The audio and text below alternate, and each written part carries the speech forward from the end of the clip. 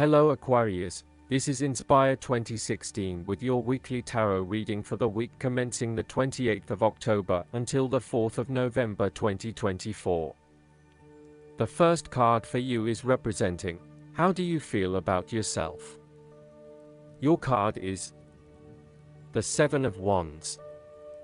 You have to maintain your position at the top while others compete and fight to achieve the same success and status that you have already achieved. Thus, competition is rife and you must continually prove yourself with the Seven of Wands. If your vision and creative effort is fulfilled to the point where there is public acclaim or acceptance of your success, then you must expect competition and challenge, as other people will no doubt also desire the same things as you. There is a challenge to the continued success of a venture or creative project from an external source. While it appears to block your path forward, you can overcome this challenge or obstacle by drawing upon your strong self-confidence, self-belief, and continual self-improvement. It can also be overcome with effort and clarity of purpose. The Seven of Wands is about holding your ground, despite ongoing challenges to your position and authority. You need to take a stand and defend your position at all costs. This will take courage and persistence, but you have the strength and determination to do it.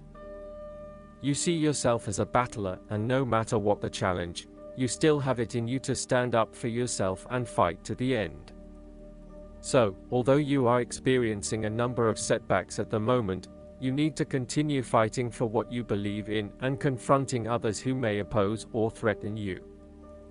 The second card for you is representing, what do you want most right now? Your card is the Six of Pentacles. What do you want most right now is financial assistance from others, or you may want to give some help to others around you.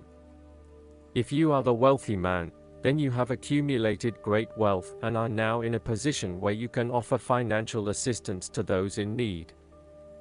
Now that you have lived through the darkness long enough to see the inner light, it is time to help others who are not so fortunate.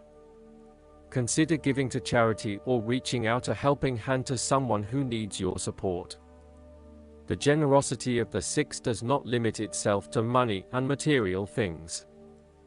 Giving of your time or your wisdom is often just as spiritually fulfilling as giving away money or gifts, and the intangible gift of your presence is received just as well, if not better.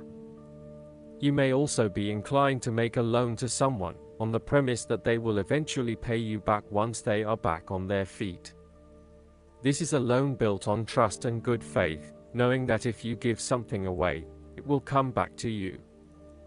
Remember, though, that this is more about a short-term fix and not a sustainable solution towards self-sufficiency. So, think about how you can financially support your family or friends in a way that encourages them to stand on their own 2 feet eventually.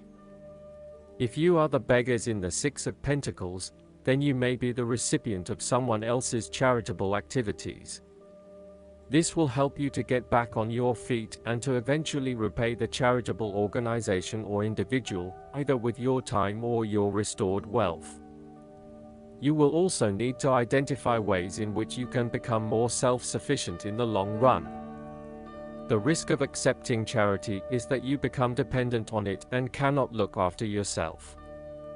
Be mindful that you are not becoming submissive or noticeably desperate as a result of the charity that someone else is providing you.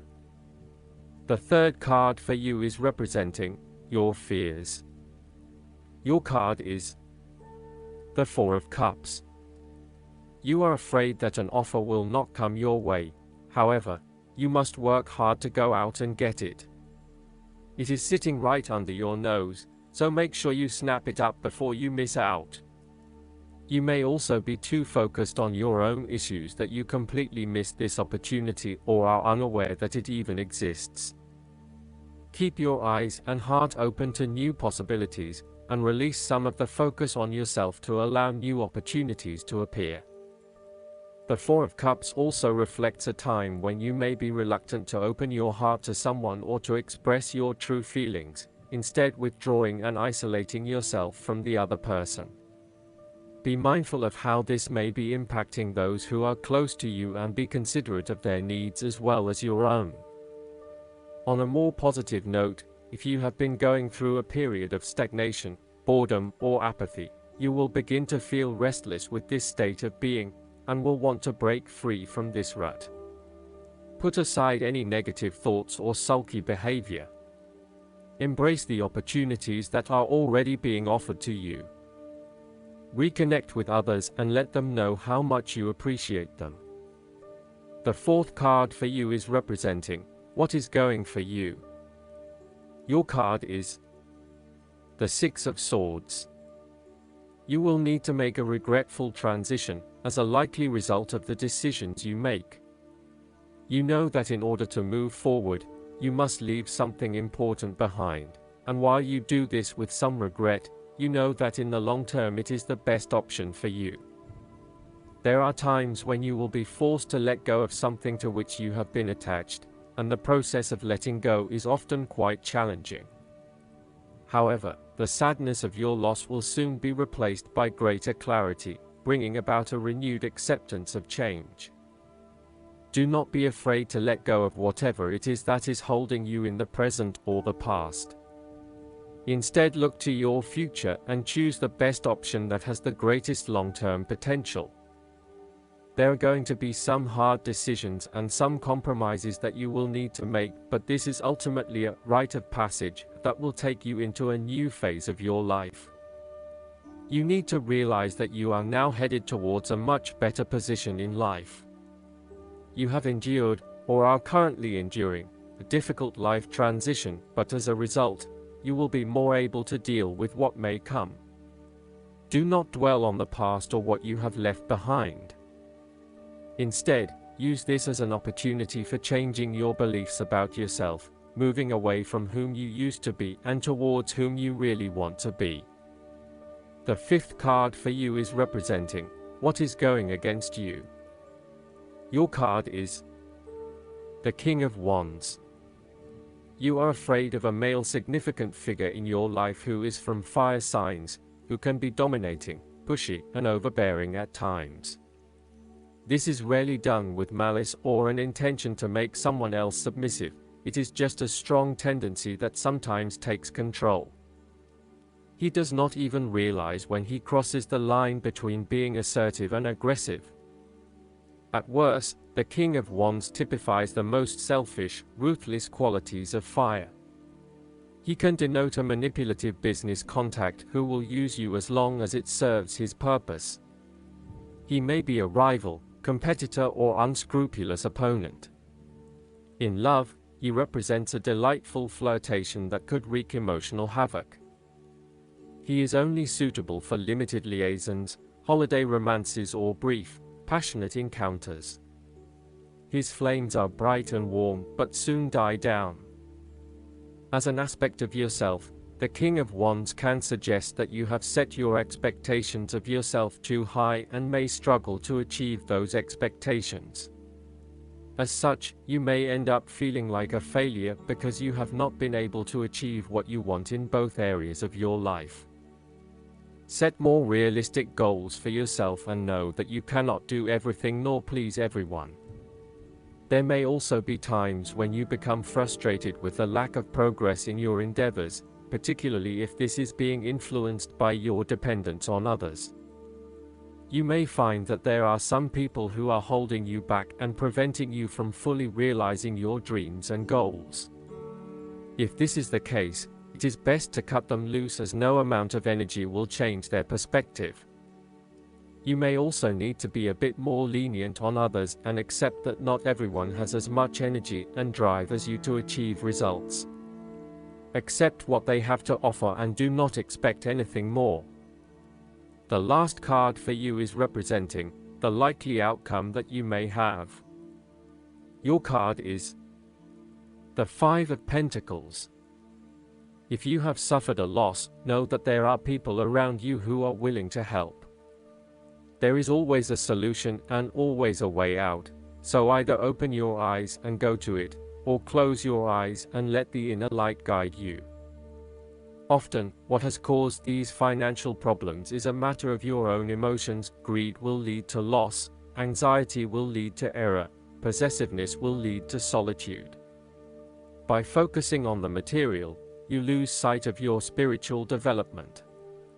You may be rich for a while, but all will be lost if you learn nothing. On a psychological level, there may be a difficulty with your relationship to money and material things. If money becomes the primary motivating force in life and the gauge by which you judge your worth, the lack of it may produce anxiety and a sense of being excluded from the good things money can provide. For example, if you are unfortunate enough to encounter financial difficulties such as the loss of employment or an investment gone belly up, you may fall into the trap of losing faith in your ability to recreate a positive financial situation for yourself. Therefore, you should not only consider your actual financial circumstances, but also your attitudes toward money. What fears do you have around money and wealth? Are you anxious about never having enough, or do you have faith in your ability to manifest what you need to live a prosperous, fulfilled life no matter what your circumstances? Often wealth is based as much on your psychological state as your actual financial state. Last but not least, the guidance card for you is do the work. If you see this card, please don't think of it as a chastisement. Nobody is doubting your work ethic or suggesting that you're not carrying your weight when it comes to your life purpose. Instead, this card reminds you to avoid the manifestation trap of doing visualizations, saying affirmations, offering up prayers, and so on, while ignoring inner guidance that advises you to take action. It is up to us to act upon the guidance we've asked for. The majority of manifestations occur when we listen to our inner urge to make positive changes, learn something new, do research, make connections with others. Life is a collaboration from the moment we are born until the moment we transition. We are forever working with other people, our angels, and God. Without doing our part, we often don't get the results we would expect. What guidance have you been receiving that you've been ignoring? Perhaps you feel intimidated, confused, doubtful, or unprepared to act on it. Yet, God doesn't give us guidance unless we have the ability to follow it. Today, take one action step in the direction of your inner guidance. If you're unsure what to do, take a moment right now to pray for clarity. Then take another action tomorrow, and another the next day, and you'll soon manifest support in ways that exceed your dreams.